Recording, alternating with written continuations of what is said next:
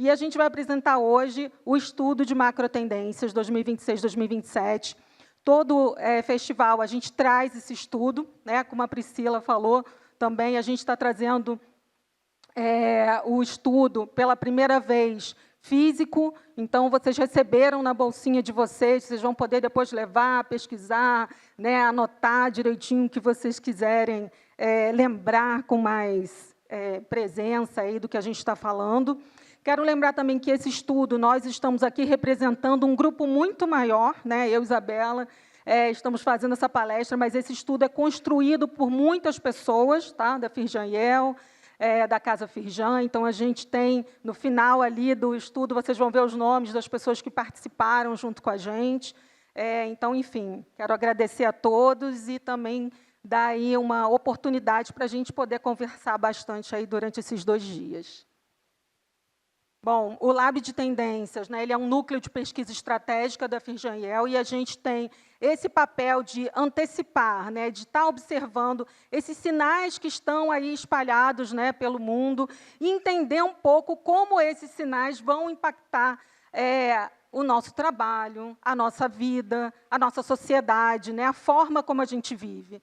Então, a gente está sempre buscando, né, essas pistas de futuro, analisando e traduzindo para vocês nesses estudos que vão fazer com que a gente consiga refletir, né, e pensar essas possibilidades, né, de futuros possíveis, como bem disse o nosso presidente Caetano. A gente nunca pensa futuro único, a gente está sempre pensando em futuros plurais, né, porque a gente tem contextos diferentes, realidades, acessos diferentes, então a gente tem que pensar em possibilidades, né, plurais de futuros. Dentro do estudo, vocês vão perceber que a gente tem um foco de 0 a 5 anos. A gente faz esse estudo focado nos próximos 2 anos, mas a gente sempre fala, gente, como a gente está trabalhando, né, com essas temáticas maiores, macro tendências, se vocês olharem o estudo que a gente lançou em 2018, tem coisas que ainda estão, né, se tornando muito fortes para a gente. A gente falou lá em 2018 de inteligência maquínica. A gente vai falar nesse de como essa inteligência maquínica já está transformando a nossa cultura, já está perto do nosso dia a dia. Então, eu sempre convido para que vocês leiam os anteriores, porque às vezes as pessoas falam assim, mas isso aqui é de 2 anos atrás. Não, a gente está falando de coisas que vão vir, então é importante que vocês leiam esses estudos também, porque eles vão trazer ótimos insights para vocês. Quando a gente pensa em futuro, a gente pode estar pensando em muitos horizontes temporais, né? Aqui, nesse estudo, a gente vai estar nesse futuro emergente, mas a gente também faz trabalhos, né, e estudos para pensar um horizonte mais distante. Bom, e aqui a gente começa, então, a apresentar todo esse material, esse conteúdo que a gente vai trazer para vocês. A gente observa o mundo, né? A gente começa a olhar e buscar essas pistas de futuro. Então, qual foi o panorama que trouxe a gente a essas 3 macrotendências? Então, a gente vai destacar aqui alguns desses sinais. Bom, primeiro, um mercado de trabalho reconfigurado. Acho que todo mundo aqui, né, que está no mercado de trabalho, sabe que a gente está mudando o mercado de trabalho com muita rapidez, especialmente pela chegada dessa tecnologia, né, especialmente a inteligência artificial, está trazendo um impacto muito grande para a gente. Então, estamos tendo que fazer recapacitação, entender, né, essas ferramentas. As empresas também, de que forma eles criam protocolos, né, para os usos, para o tipo de conteúdo que pode ser utilizado nessas plataformas, né? Então, a gente tem todo um cenário, não só, né, as pessoas que já estão também no mercado de trabalho, mas as que estão se preparando para entrar nele. E a gente está vendo também um grande impacto, né? Já se fala muito em estudos que o uso da inteligência artificial generativa está trazendo um impacto para quem está entrando no mercado de trabalho, né? Está tendo ali dificuldade, porque essa inteligência, né, generativa, ela praticamente está ali ocupando os espaços de quem estaria ali começando, né? Então, é um dos pontos de atenção que a gente traz. Enfim, então, a gente tem esse cenário aí todo repensado, né, que a gente tem que reconfigurar. E aí, seguindo aí o que a Carol falou para a gente, dentro desse avanço da tecnologia, a gente tem também a questão que a gente chama de pedagogia tecnológica. Com o aumento dessa interação, né, cada vez mais a gente está convivendo com a tecnologia, e uma tecnologia que fica muito familiar, né? A gente ouve essa tecnologia, a gente conversa com ela de uma forma parecida com o que a gente falaria com outro humano. E o que a gente vai identificando aí ao longo do ano, né? A tecnologia fazendo cada vez mais parte da cultura, no sentido de uma parceria humano-máquina. Então, isso afeta a forma como a gente fala, isso já está aparecendo, né? Vários estudos, as pessoas estão falando com maneirismos do chat GPT. Então, é nesse aprendizado aí da gente com a máquina também, como que a máquina entra como elemento cultural forte. A gente fala também do cuidado automatizado. A gente está tendo uma questão muito forte, né, que a gente vem falando para os próximos anos, que é um alerta também, que é a economia, né, do cuidado, e a falta de pessoas para atuarem, né, nesses espaços dessa economia do cuidado. Tem até tenho acompanhado, né, a Alemanha está levando grupos de jovens, né, brasileiros para se formarem em enfermagem na Alemanha e trabalharem lá. Então, imagina, pela falta de mão de obra, né? Então, a gente tem esse cenário em muitos lugares, né? E vai ter isso cada vez mais, porque a gente vai falar do impacto da demografia, as pessoas vão ficar mais velhas e as pessoas estão tendo menos filhos, então a gente vai ter mais pessoas mais velhas e menos jovens, né? Então, essa economia do cuidado também chegando muito nesse campo robotizado, né? Então, a gente tendo aí todo um campo para ser explorado, né, dentro desse tema, para a gente pensar em como que as pessoas serão cuidadas, né, e os robôs atuando aí nesses espaços. E aí a gente segue nessa imersão tecnológica com a questão das tensões regulatórias também, né? Se a gente aumenta a interação com a tecnologia, os riscos dessa interação também ampliam. Então, a questão da segurança, que a gente já vem falando ao longo dos anos, fica ainda mais crítica nesse momento. Então, aí os países, as empresas se debatendo aí como regular, como limitar essa tecnologia que, às vezes, as pessoas falam para ela como se fosse limitada e fosse atingir todos os níveis da sociedade, mas, no fim, somos nós que estamos ali também definindo até onde vai essa tecnologia, até onde a gente pode usar, quais são os potenciais dela. E aí, no mesmo caminho, né, a gente fala dessa necessidade dessa governança, né, da inteligência artificial. Então, como que a gente vai ter também esse cuidado de como essa inteligência artificial vai atuar e como ela também está remodelando, né, os domínios, os conhecimentos, né, dessas tecnologias, está remodelando também a nossa geopolítica. A gente vai falar muito sobre isso. E a necessidade da gente ter esses controles, esses protocolos, esses conhecimentos, essas regulações dentro desse campo. Quando a gente pensa em tensão regulatória, a gente está pensando também na questão da segurança digital. Então, a segurança das pessoas, a nossa identidade, né, está cada vez mais aí vulnerável. A Dinamarca, esse ano, até já fez um protocolo para proteger o rosto e a voz das pessoas. Então, imagina, né, proteção do rosto e da voz por conta da inteligência artificial. Então, também para a gente pensar aí esses limites dos nossos dados que estão cada vez mais sensíveis, né? Quando a Carol trouxe aqui a questão do cuidado automatizado, esse cuidado também, a robótica cada vez mais no cotidiano da casa das pessoas, é outra questão sensível também em termos de segurança de dados que a gente vai ter que lidar com isso. Sim. E a demanda energética, né? Para o uso dessa tecnologia, tem o seu preço, né? E o preço é a energia e o quanto, né, os países têm, né, para conseguir suprir a necessidade dessa tecnologia. Então, isso vai ser um destaque que a gente vai trazer aqui, a gente vai falar um pouco mais sobre isso. Pensar em energia, né, Carol? A gente está pensando também em impacto ambiental, que é um tema sensível e que já vem sendo muito discutido nos últimos anos também. Como avançar preservando o planeta. Exato. E aí a gente segue aqui também com a nova ordem mundial, com todas essas reconfigurações que a gente está falando, né, e a tecnologia ganhando um protagonismo muito grande. O que isso está representando para o mundo? A gente vê os países aí se reorganizando a partir de quem tem mais poderio tecnológico. E isso tem sido cada vez mais emblemático. A gente vê esses CEOs das Big Techs nesses lugares aí de debates políticos, que antes eles não estavam tão ostensivamente. Então, hoje a gente já vê essa predominância aí dessas empresas, desse avanço também da tecnologia, a soberania digital aparecendo aí muito forte, né? Os países aparecendo por meio de quem tem mais recursos tecnológicos e quem consegue ampliar mais também esse poder. Sim. Aí a gente tem os riscos socioecológicos, né, que trazem também esses esse desafio, né, desses impactos que a gente já está falando, de como tudo isso vai impactar o nosso meio ambiente, vai impactar também as pessoas, a forma como a gente vive.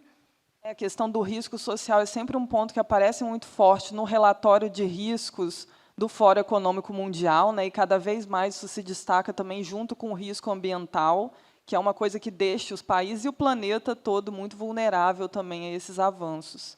E, para finalizar aqui o nosso panorama, a gente tem a questão da dinâmica demográfica e da automação logística. A Carol já mencionou um pouco essa questão da demografia, que é um outro ponto crítico, e também estimula essa inovação e acaba obrigando também alguns países a avançarem mais, como é o caso do Japão, que a gente vai mencionar aqui também, porque tem uma pirâmide demográfica invertida e precisam de trabalhadores, precisam de pessoas e não conseguem. Então, a tecnologia entra muito nesse espaço aí também. E lembrando que já impacta o Brasil, né? O Brasil, que era considerado um país de jovens, hoje já está em perspectiva de 2030, 2035, ser um país de idosos, né? Então, isso não está só lá no Japão, isso já nos impacta aqui, a gente já tem essa demanda, né, aqui no Brasil. Bom, a partir desse panorama, o que a gente faz? A gente vai entender quais são os grandes vetores de mudança que vão impulsionar aí essas rupturas e transformações, né, que a gente vai passar por elas para depois chegar ali nos nossos 3 cenários, né, nas nossas 3 macrotendências. Então, a gente identificou esse ano que a tecnologia era uma força muito grande, né? Cada ano a gente tem fatores, né, vetores diferentes, e a gente vai avaliando o que a gente acha que vai ser mais potente para os próximos anos, e a gente identificou que a tecnologia estava com esse corpo muito forte, como a gente já tinha falado em 2018, né, e agora a gente volta aí com a tecnologia permeando todos os temas. E aí a gente vai falar sobre o vetor 1, que é a soberania tecnológica, né, e o vetor 2, que é a convivência maquínica. E a gente vai explicar um pouquinho sobre isso. A soberania tecnológica, né, o nome já fala, né, Isabela? A gente está falando sobre essa necessidade dessa infraestrutura tecnológica, né, que ali se torna um ativo central para os países, e aí a gente tem essa disputa dos países de desenvolver novas tecnologias, de buscar parcerias, né, disputar uma certa autonomia e influência dentro desse cenário do tecnológico, né, como que a gente se mantém muito, como eu posso falar aqui, como a gente se mantém relevante, né, dentro disso, porque a gente sabe que tem alguns países que estão dominando essa disputa, né?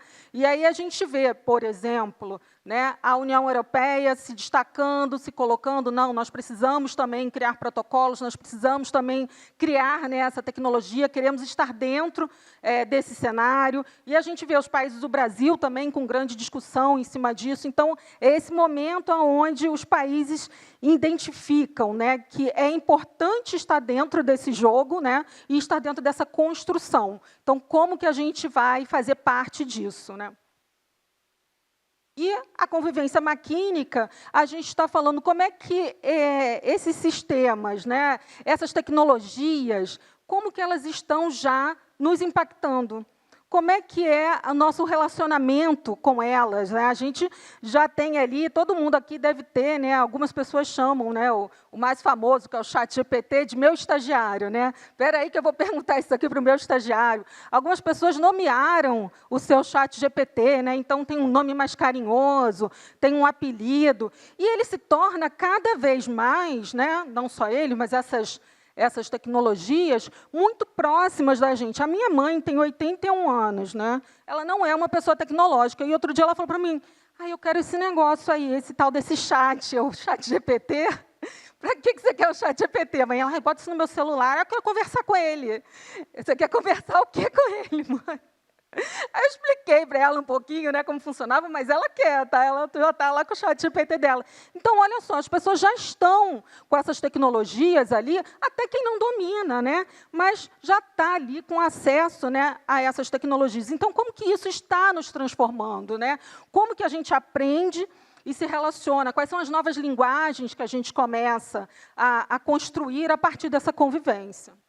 essa tecnologia virando um novo ente cultural, né, Carol? Isso entrando no cotidiano das crianças, dos idosos, de todas as faixas etárias, já está ali atravessando o imaginário das pessoas, esses chatbots, né? E o que isso também diz sobre todo esse cenário de mundo. Aqui, então, a gente está falando do micro, das pessoas, ao mesmo tempo que a gente está falando de toda essa infra mundial que está se organizando para que a gente tenha essa oferta de tecnologia contínua que a gente está vendo aí. E aí, a partir disso, a gente identifica 3 caminhos, né, que aqui a gente chama de macrotendências. Então, essas macrotendências, que são esses movimentos, né, como eu falo, eles se perpetuam, eles vão se transformando também ao longo do tempo. Então, a gente tem a primeira, que é a tecnocracia, e aí a gente está falando desses territórios digitais, né, construindo essa nova ordem global. Então, se a gente falar, acho que já foi muito falado, mas vale a gente lembrar, né, a posse do Trump. Quem estava lá na posse do Trump? Alguém lembra do presidente de não sei da onde, na posse do Trump? Não. Agora, todo mundo lembra dos CEOs das Big Techs ganhando destaque com as câmeras mostrando eles o tempo todo, né? Esses caras viraram os grandes, né, chamariz ali, né? Chamaram o grande foco ali daquele evento. Aí teve há pouco tempo, né, o jantar lá no rei, né, da Inglaterra, e quem estava lá aparecendo de novo? Os CEOs das Big Techs, né? Então, olha como muda, e aí a gente tem que entender, né, que ordem global é essa e para onde está indo esse movimento. E aí a gente falando aí dos países, né? Então, tem países que estão investindo muito nesse desenvolvimento, né, de novas tecnologias, e algumas muito mais do que outros, né? Tem a China, né, com uma grande aposta aí na computação quântica, e os outros países correndo ali, os que não têm tanto desenvolvimento, mas correndo atrás de conseguir também os seus espaços, a sua autonomia. E aqui a gente fala de geopolítica, de soberania e de energia. No segundo, né, tema, a gente fala do robotecnia, né, e como o próprio nome diz, a gente está falando desse mundo do trabalho reconfigurado aí pela tecnologia, trazendo esse impacto também para suprir, né, essa demanda que a gente está tendo, essa baixa na nossa demografia. Vamos falar de robotização, trabalho e recapacitação. E chegamos no nosso último tema, que é um tema mais ligado ao humano, né? E a gente tem um painel ali fora, na Praça Amarela. Ali, se vocês viram, tem as 3 macrotendências, e vocês podem, né, escolher ali qual que vocês acham, né, que tem mais a ver, que vocês apostam mais, ou que vocês gostariam de construir junto, né? E o sensório é a nossa macrotendência mais humana, digamos assim. E eu já vi ali que ela já começou como favorita, como todo ano, né? O pessoal gosta dessa que pega mais os humanos. Mas é isso. O sensório, a gente vai falar dessa relação com a tecnologia, modificando como a gente interage com o mundo, né? E aí a gente fala de sentidos, de linguagem. Lembrem sempre, a gente vai falar muito de linguagem. Linguagem vai ser um tema, né, muito forte para a gente, para os próximos anos, essa construção, essa renovação da linguagem, tá? E as novas competências. Então, nosso primeiro tema, que é o tecnocracia, geopolítico, soberania e energia. E aí, dentro desse contexto, a gente pode pensar também, para ajudar a gente a visualizar essas macro tendências, essa primeira que a gente está entrando agora, a gente está falando a nível mundo, né? Então, vamos pensar um escopo bem amplo aqui quando a gente está falando de tecnocracia, que a gente está acompanhando essa reorganização desses blocos de poder a partir da sua potência tecnológica. Então, a gente está falando de governos, de empresas que estão disputando aí mercado de chip, de energia, de dados e de talentos. Então, esses são os grandes insumos aí desse mundo digitalizado que a gente está acompanhando. E aqui a tecnocracia ela vai surgir de movimentos, né, que vão alterar essa forma como esses países estão planejando. Então, como eles estão pensando esses futuros, né? Então, sobre crescimento, risco e investimento, né? Muito investimento a partir aí da tecnologia. Aí a gente identifica 3 rupturas, né, que são aquelas rupturas que levam a gente a ver que temos um novo cenário, né, temos uma nova constituição ali, que nos mostra que é um movimento, um novo movimento. Então, a gente fala de regulação tecnológica, a Isabela falou um pouco sobre isso, né, que é os países definindo como que se pode usar, o que se pode usar, quem pode falar sobre o quê. A China também, né, fez uma lei agora sobre os influencers, né, não é qualquer pessoa que pode falar sobre saúde, não tem que ser realmente ter um conhecimento, ser um técnico daquela área. Então, estava tudo aberto, né, gente? Mas agora a gente começa a ver os impactos e aí os países pensando, não, precisamos criar leis, precisamos de regulações, como que a gente vai organizar isso tudo, né? Então, a gente vê também essa regulação, essa demanda pela regulação e até a disputa pela não regulação, né, como um foco grande, porque a gente tem aí também, né, as big techs aí trazendo aí algumas discussões sobre isso. A gente fala sobre demanda energética, então, essa inteligência, né, artificial que elevou essa necessidade da gente utilizar muita energia, né? Então, a gente tem uma questão muito forte aí para a gente pensar da onde vem essa energia, que impactos isso vai trazer para a gente, para a forma como a gente... Porque a gente precisa até para viver, né? E isso, Carol, é até um ponto que traz para o Brasil um foco grande para fora, né? Porque nós somos um dos berços aí de energia limpa do mundo, então isso traz um chamariz que é também para se pensar criticamente quem está sendo atraído por esse chamariz e o que está querendo ser feito a partir disso, né? Sim. Então, é interessante também a gente olhar, principalmente a nível Brasil, esse tema da energia. Sim, isso é bem forte. E a gente fala aí, né, dentro disso, dos parques tecnológicos nacionais, que são aí os governos também passando a fomentar, né, esses parques tecnológicos domésticos para ter ali também essa energia limpa, né, licenciamento ágil, conectividade internacional e governança de dados. Então, ter também passa a ser um valor muito grande, né, para os países, para as cidades, para os estados. A gente está vendo também os estados aqui no Brasil discutindo isso. E agora a gente vai entrar aqui, descer um pouco mais nessa primeira macro tendência para entender alguns elementos que a compõem. Então, a gente vai falar de 6 microtemas aqui, e a gente começa com a governança tecnológica, que é esse que a gente já está falando desde o início, muito forte, né? A questão dessa estratégia de atração de data centers e atração de uma infraestrutura, né, para desenvolver essa tecnologia. Como que a gente faz isso? Então, como é que a gente disponibiliza espaço, como é que a gente disponibiliza regulações eficientes, estabilidade econômica, que um ponto importante aqui para a gente pensar na governança tecnológica, quando a gente fala, às vezes, os meus dados estão na nuvem, essa informação está na nuvem, parece que é uma coisa que está aí voando e não está em nenhum lugar, mas isso está num lugar, que são esses data centers. Os data centers, quando a gente estiver falando isso, pensem na materialização da internet, pensem como grandes que são, né, grandes prédios, cheios aí de servidores para oferecer essa conectividade contínua. Então, um grande desafio dos data centers, não parar de entregar nunca o que eles precisam. Então, eles têm que estar funcionando o tempo todo. Isso demanda um recurso energético enorme, e com a inteligência artificial e também com a computação quântica, que é um caminho que já está sendo feito também nesses data centers, isso demanda um esforço energético enorme dos países, né? Então, como oferecer isso tudo com segurança, com continuidade, é o grande desafio aqui. E já estão sendo aí desenvolvidos centros de dados para a era da IA quântica.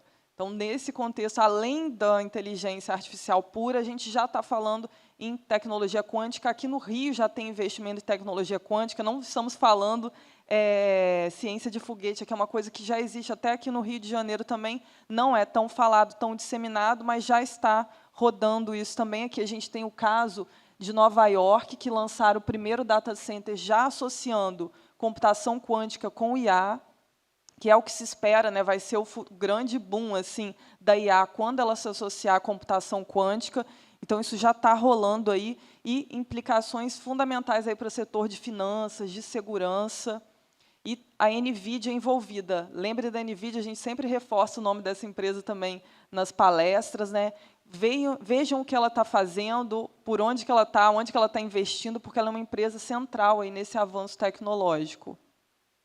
Aí a gente segue para a liderança energética, então a energia se tornando cada vez mais uma questão de vantagem competitiva. Então, quem tem energia limpa, quem tem grandes volumes de energia para disponibilizar, mas também traz seus riscos, né? Como que se implanta isso, quais são os impactos ambientais, onde estão se colocando esses data centers, o que eles estão consumindo. E aí a gente tem o caso agora de empresas de tecnologia se associando a fornecedores de energia. Então, esse é um movimento muito interessante para a gente acompanhar. A Meta, o Google e outras grandes empresas, aí, o que elas estão fazendo para conseguir oferecer fornecimento contínuo de energia para os seus data centers. Então, aqui a gente tem o caso da Meta, que fechou uma parceria aí para 20 anos com uma empresa que oferece energia nuclear, né, que trabalha com o fornecimento de energia nuclear, que já estava ali para parar o seu fornecimento. Eles falam, não, a gente vai fazer uma parceria com vocês, fiquem aí por 20 anos para a gente usar a capacidade dessa usina. Então, isso é muito interessante. Os Estados Unidos também tem problemas críticos ali de fornecimento de energia, e a gente vê esses movimentos e que novas parcerias estão rolando entre as empresas. E o que isso significa para a gente aqui, em termos estratégicos de Brasil também. Computação reprogramada, e aqui nesse pupurri de investimento em tecnologia, a gente tem também uma nova possibilidade de internet, que talvez a gente chegue aí com a era da internet quântica. E aí a gente tem aqui o caso do experimento inédito aí de engenheiros da Universidade da Pensilvânia, que já estão trabalhando possibilidade de usar os cabos de conexão que a gente tem da internet atual, que seria a internet clássica, para o uso dessa internet quântica. Então, isso já está sendo trabalhado a nível laboratorial, de pesquisa, mas, quem sabe, em breve a gente não está vendo despontar essa possibilidade de um outro tipo de internet que, segundo dizem, pode transformar, pode ser uma nova era online que a gente vai viver agora. Aí a gente segue para os protocolos antecipatórios, porque um problema sério que a gente tem, as coisas estão avançando rápido demais, mas as regulações, né, a gente não está pensando tão rápido quanto a tecnologia. O que a gente faz? Como que a gente antecipa essas mudanças? E aí a gente pode pensar nisso aqui com questão do quântico, que a gente estava falando já, isso já está acontecendo no Brasil. A plataforma do governo ela já está trabalhando em criptografia para se prevenir do avanço da computação quântica, que é um outro registro do que a computação tradicional. Vai manter os recursos de segurança da computação que a gente tem hoje, mas também já está trabalhando com esses recursos para se proteger do avanço da computação quântica. Então, isso é interessante também a gente entender e aonde que está rolando o dinheiro, aonde que estão rolando os investimentos, para a gente saber que mudanças que a gente pode esperar para os próximos anos. Componentes estratégicos. Então, cresce essa tecnologia, crescem esses data centers, mas a gente precisa de recursos para isso, além de energia também, né? A gente precisa de insumos, de minerais, dos chips. Então, como que a gente cria essas cadeias aí desses componentes? Como é que os países estão buscando isso? Isso é um ponto central. Que a gente tem o caso de uma coalizão de ministros da União Europeia que está argumentando que o bloco precisa investir mais para garantir essas tecnologias críticas. É legal a gente acompanhar a União Europeia esse ano, porque até então ela estava muito pautada em questões de meio ambiente ou de regulação tecnológica, mas muito nos bastidores assim do que estava acontecendo. E esse ano ela veio firme assim no sentido de precisamos construir uma infra que nossa, né, com a questão da soberania digital. Então, isso está nesse caso também aí de uma cadeia de semicondutores na União Europeia.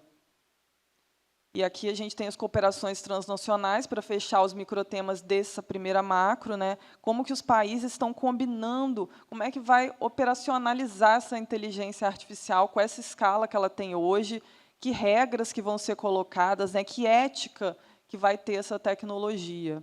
A gente tem o caso aqui de uma Assembleia Geral da ONU, né? Que adotou um consenso aí para estabelecer mecanismos para fortalecer essa cooperação internacional de inteligência artificial. Isso está dentro do Pacto Digital Global. Então, já tem grandes iniciativas aí também tentando criar uma linguagem comum de como que os países vão avançar, né, na inteligência artificial, que é um dilema grande, essa questão ética do avanço. Gente, nós estamos passando um pouco rápido aqui os temas, porque a gente tem um tempo limitado, mas vocês têm o material completo aí para vocês lerem com calma. Tem a versão digital, que depois a gente vai passar o link para vocês com mais também. cases, mais informação, tá? E quem quiser procurar a gente também durante o evento, né, Carol, para trocar uma ideia, fiquem à vontade. E aqui alguns desafios dessa tecnocracia. A gente tem a questão da previsibilidade energética, né? Então, como que a gente arranja essas fontes de energia confiáveis? Como que a gente também evita aí dependência digital, que é um ponto crítico, né? Se a gente vai ser um consumidor passivo dessa infraestrutura externa, ou se a gente vai conseguir desenvolver uma infraestrutura própria. Isso é uma questão central na segurança de dados também, né? Para onde estão indo nossos dados?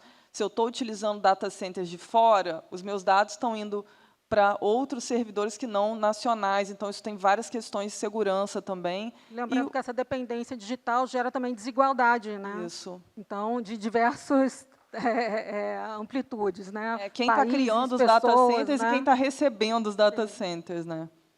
E o impacto ambiental, que é óbvio, a gente já mencionou aqui, né, com toda essa infra, isso impacta fornecimento de água, eletricidade, várias questões dos lugares que recebem esses data centers.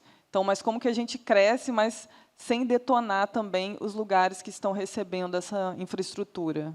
Bom, agora a gente entra no nosso segundo macrotema, né? Então, a gente vai falar sobre robotecnia, robotização, trabalho e recapacitação. Como a gente falou, né? Então, a gente está nesse momento de redefinição do trabalho, né? Como vai ser o trabalho, como essas tecnologias vão nos transformar. Então, essa conjunção, né, entre a disseminação da robótica, né, e essa pirâmide demográfica invertida que a gente falou. Então, essa necessidade de mão de obra, né, e, ao mesmo tempo, a gente desenvolvendo, né, essa robótica para conseguir suprir essas deficiências que a gente está tendo em termos de mercado de trabalho, de cuidado, né, entendendo que não é só no mercado de trabalho. E aí eu acho que é importante a gente falar também que a gente fala de robôs há muito tempo, né? Robô não é uma coisa que a gente já fala assim, né? Um termo. Eu fui um tempo atrás na Japan House, em São Paulo, que era uma exposição só sobre a história dos robôs, né? Mas o que a gente escutou muito dos pesquisadores é que eles têm recebido cada vez mais incentivo financeiro para acelerar essa produção, né, dos robôs e, especialmente, colocar os robôs realmente lidando com as pessoas no dia a dia. Então, eles estão dizendo que é o momento dos robôs saírem dos laboratórios e começarem cada vez mais a interagir com a gente no nosso dia a dia. Tá? Se fala muito, né, Carol, que a gente está no período de democratização da robótica e que tem a ver com esse processo de materialização da tecnologia também, né? A gente convivendo de outras formas com a tecnologia. Antigamente, a gente falava, vou entrar na internet, que hoje nem se fala mais, porque a gente está conectado o tempo todo com esse elemento ciborgue que fica no nosso bolso, que é o nosso celular, né? Então, daqui a pouco, também, esse elemento ciborgue vai ser um ciborgue, a gente, né, cada vez mais ciborgue, e os robôs humanoides convivendo cada vez mais próximo com a gente, né?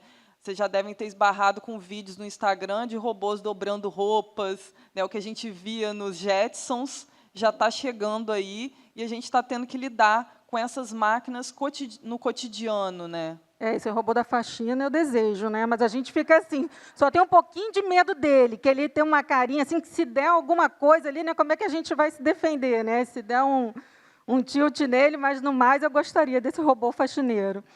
Gente, então, aqui a robotecnia, a gente vai falar de movimentos, né? Ela surge de movimentos que combinam a inteligência artificial com a robótica e com as questões demográficas, redesenhando formação, carreira, produtividade em múltiplos setores. E aí a gente fala aqui sobre logística autônoma.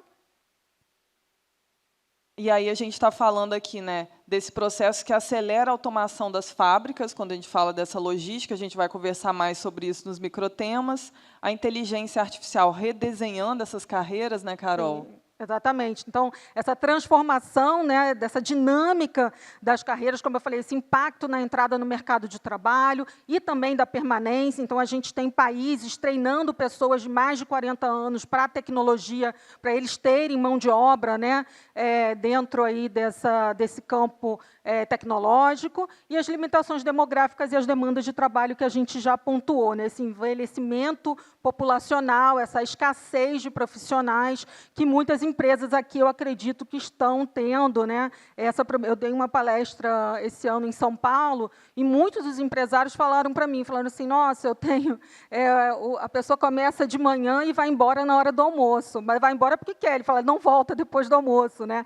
Porque eles reclamaram muito, né, dos jovens querendo muita flexibilidade. Então, se eu for Uber, né, se eu trabalhar com alguma atividade que eu não precise ficar ali o dia inteiro, a questão também, né, da jornada. Então, muitas vezes, eles estão tendo que contratar pessoas de mais de 40 anos. Isso foi, né, claro que uma conversa, não foi uma pesquisa profunda, mas muitos dos empresários, né, de um evento que eu participei lá em São Paulo, comentaram comigo. Então, a gente tem esses detalhes que a gente precisa realmente pensar, né? Então, primeiro, temos os jovens com dificuldade de entrar, porque tem uma inteligência artificial ocupando espaço, mas temos questões também do modelo de trabalho, né? Que pode ali não estar em contato com a expectativa desse jovem, né? E aí eles tendo que buscar esses 40 a mais como mão de obra. Então, como a gente muda, né? Se a gente pensar que até um tempo atrás, quando você via um currículo de uma pessoa de mais de 40 anos, ele era descartado. Agora não, ele é desejado, porque muitas vezes ele já tem ali algumas características, né, que aquela empresa precisa e ela não está conseguindo repor essa mão de obra, ou por falta de mão de obra, ou por uma vontade mesmo, né, daquele jovem não aderir àquele tipo de trabalho. Então, agora a gente entra nos microtemas da segunda macrotendência, a robotecnia. Então, a gente está pensando aqui, primeiro, em escala mundo, né? Agora a gente vai para uma escala mais trabalho, as empresas, as indústrias, as fábricas. Claro que tudo atravessa tudo, as macrotendências se conversam, mas essa dá mais ênfase a esse eixo. Então, a gente começa aqui falando da ecologia maquínica.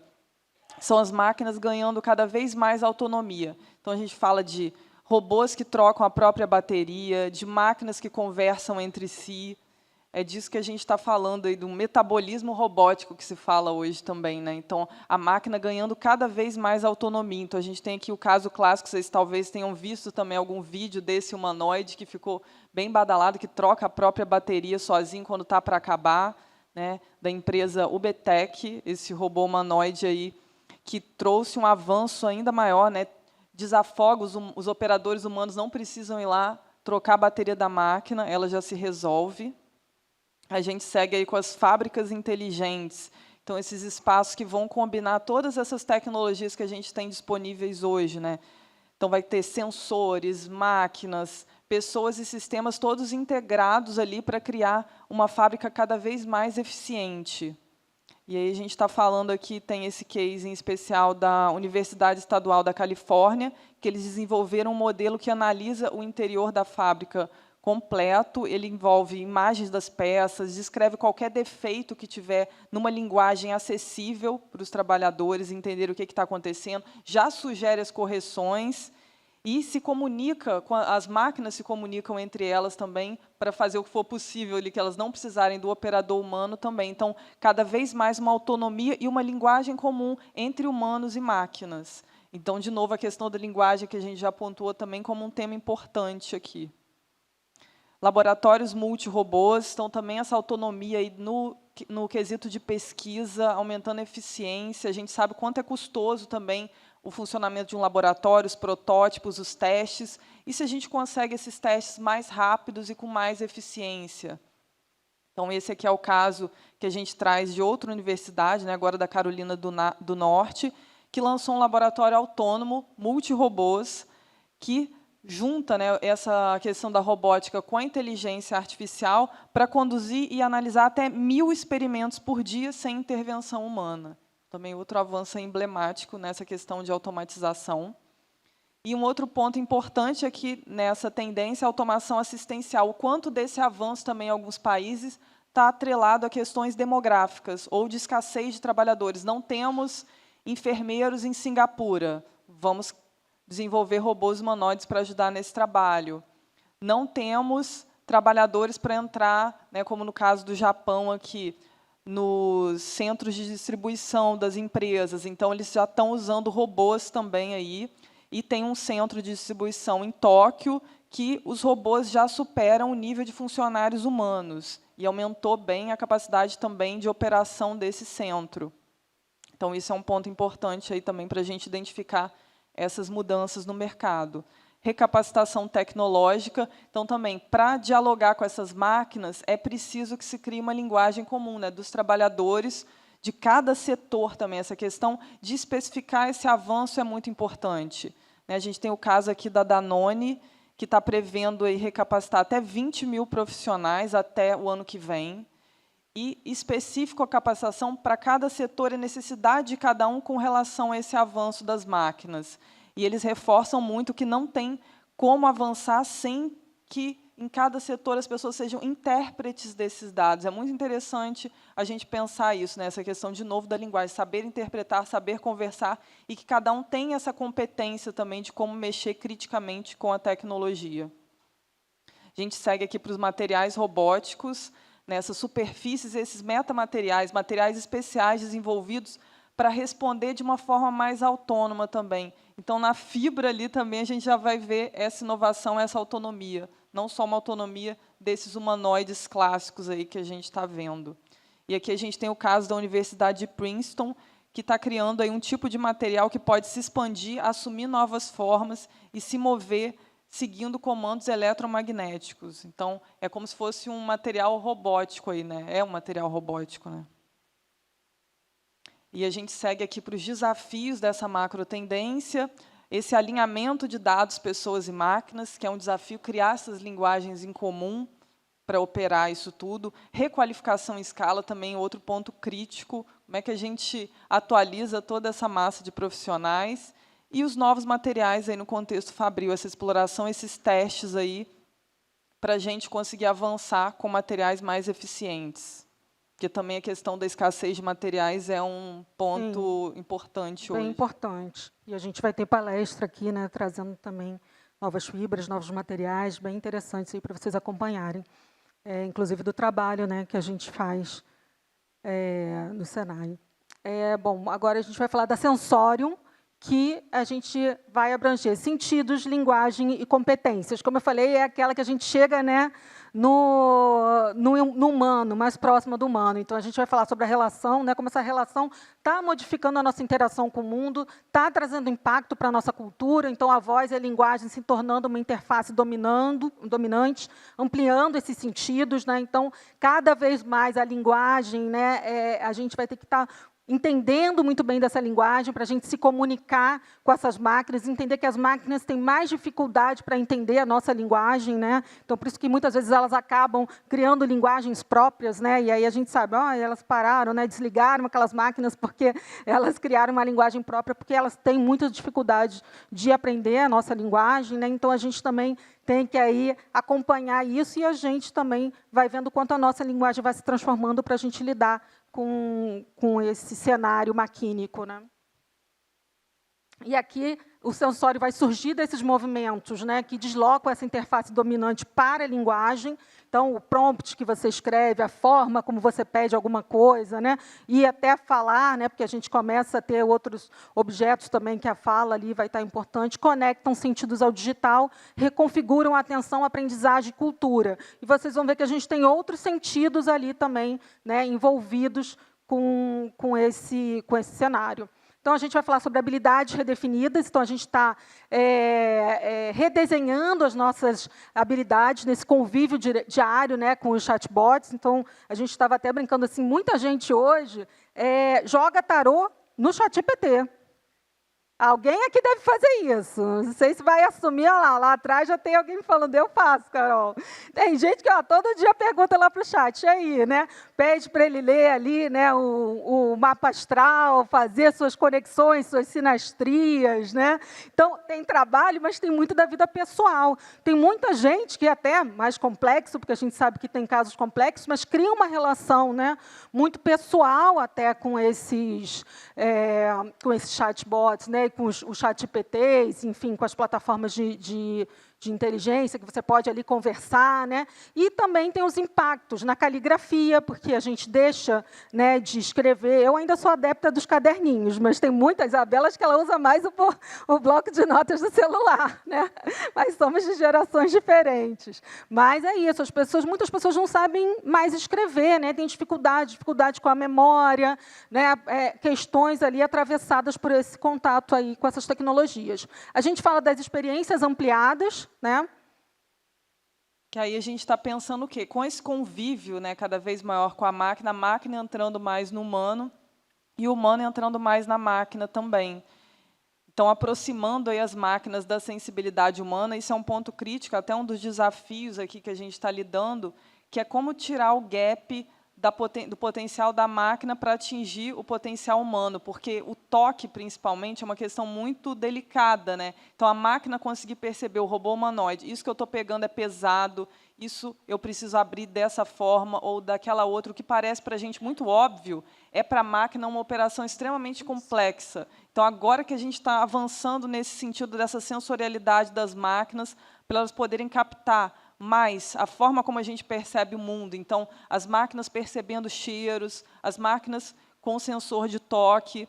A gente fala, tem alguns setores, como a moda, por exemplo, outro dia me mandaram, um robô consegue fazer uma camisa inteira. Aí eu falei, é uma camisa ou é uma camiseta t-shirt? Porque uma camiseta t-shirt ele vai conseguir fazer. Uma camisa de botão, já mais trabalhada, que ele precisa ter um determinado tecido, ele vai ter mais dificuldade. Por quê? Pelo toque, pela pressão que você tem que dar, que ainda o robô ele não tem essa delicadeza. A gente espera chegar lá, né? Mas ainda tem muita dificuldade. Todo dia eu estava vendo um post, aí tinha uma costureira falando, né? A gente sabe que existe também uma escassez de costureiras, né? É uma profissão que a gente não está renovando tanto pessoas mais jovens, mas é isso, né? O robô ainda tem muitos caminhos aí nessa delicadeza do toque que ele não consegue ainda alcançar. Então, tem setores ali que vão ser mais difíceis, né? Mas que a gente já vê caminhando para isso. E a gente fala das demandas relacionais, né, gente? Então, nesse mundo que a gente está falando aí super digitalizado, tecnológico, o índice de solidão vem aumentando, né? O XSW, que é um dos grandes eventos de inovação, o grande tema deles esse ano foi saúde social. A dificuldade que as pessoas têm hoje em dia de começar novos relacionamentos, amizade, de conversar, de puxar uma conversa com uma pessoa do lado. Eles tinham até indicação de como as pessoas deveriam, né, começar uma conversa, puxar um papo ali. Então, para vocês verem, né, como a gente parece que aproximou, mas acabou que distanciou bastante. Então, a gente está tendo que reaprender algumas coisas, né? A gente falou, então, de mundo, com a primeira macro tendência, tecnocracia. A gente falou muito do contexto das empresas e das fábricas na robotecnia, agora a gente fala do cotidiano, mais da gente mesmo, pessoa aqui, a nossa relação com as máquinas. Aí, primeiro, a gente vai falar dessas habilidades sociais, que é um ponto crítico hoje, né? Os governos e redes de ensino estão se unindo para trazer as habilidades humanas de volta como um ponto central, porque os jovens estão chegando no mercado de trabalho com questões, né, de não estão conseguindo falar no telefone, fazer entrevistas. Isso não é só no Brasil, porque a gente recebe também comentários sobre isso de alguns empresários, mas isso no mundo todo. Aqui a gente tem o caso na Inglaterra, que milhares de estudantes aí vão aprender habilidades sociais, como empatia e gerenciamento de tempo, numa iniciativa aí associada a questões da Unesco por conta disso, porque as empresas estavam demandando que os jovens fossem preparados para o mercado de trabalho. A gente tem a questão da fluência tecnológica. Então, se a gente está conversando, vivendo cada vez mais com as máquinas, esse contato tem que ter uma alfabetização própria aí para a gente pensar sobre isso, principalmente para os jovens que estão mais vulneráveis, entrando agora nesse mundo, né? Então, como que você entra aí com parâmetros éticos dentro desse sistema? E aqui a gente tem o caso de escolas públicas dos Emirados Árabes, que estão introduzindo a inteligência artificial como disciplina formal desde o jardim de infância. Então, isso entra na grade curricular não como algo que complementa matemática ou português ou qualquer coisa assim. Vai entrar como uma disciplina na grade. Então, isso é uma mudança interessante aí desde o jardim de infância. Vestíveis industriais, então, a gente incorporando essa tecnologia no corpo também para facilitar o bem-estar dos trabalhadores. Está aparecendo muitos casos aí de uso de exoesqueletos dentro do contexto das fábricas para prevenir questões de fadiga, auxiliar também na manutenção de itens de risco. Então, essa máquina também ajuda, potencializa o corpo humano aí de outras formas. A gente tem os sentidos sintéticos, né, além de ver e ouvir, as máquinas agora ganhando sentidos de toque, de percepção de cheiro, como a gente já mencionou aqui, né, esse salto sensorial vai inaugurar aí uma outra etapa da robótica para a gente. E aí esse investimento na robótica tátil está grande no caso, por exemplo, da Amazon, que é uma das empresas que tem investido mais em robótica hoje.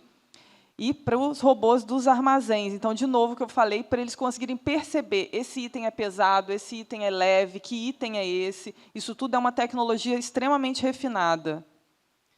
Percepções ciborgue. Agora, a gente com percepções tecnológicas, então, a gente podendo, quem sabe, ver no escuro com uma lente para isso, já tem tecnologias nesse sentido, ou outras questões aí que estão avançando, por exemplo, a gente sentir um gosto. Já imaginou? Você está vendo, às vezes, um vídeo no telefone de alguém, nossa, esse restaurante aqui que abriu novo é maravilhoso, essa comida tal, e você poder perceber aquele gosto fora ali, né, a partir da tela. Então, já está também trabalhando outros tipos de experiência. Claro que isso já é um avanço assim, muito lá para frente, mas isso já está sendo trabalhado, essa percepção remota de sabor. Isso é extremamente complexo, porque também a sensibilidade da língua tem N questões aqui, e é uma tecnologia que está sendo trabalhada, mas já traz aí pontos interessantes para a gente.